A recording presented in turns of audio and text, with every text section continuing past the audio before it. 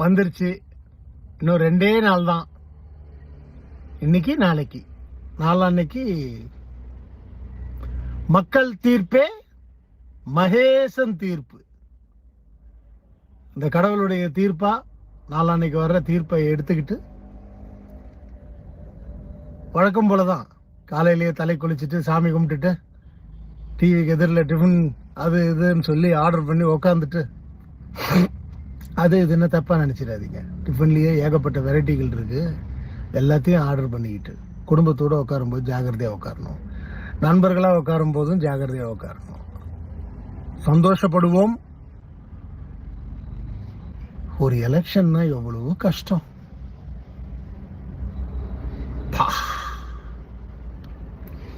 என்னெல்லாம் எதிர்ப்புகள், என்னெல்லாம் ஃபேஸ் பண்ணி வர வேண்டியது.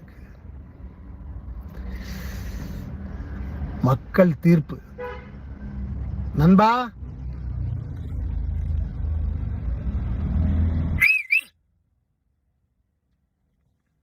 எனக்கே காது குயின்னு இருக்கு.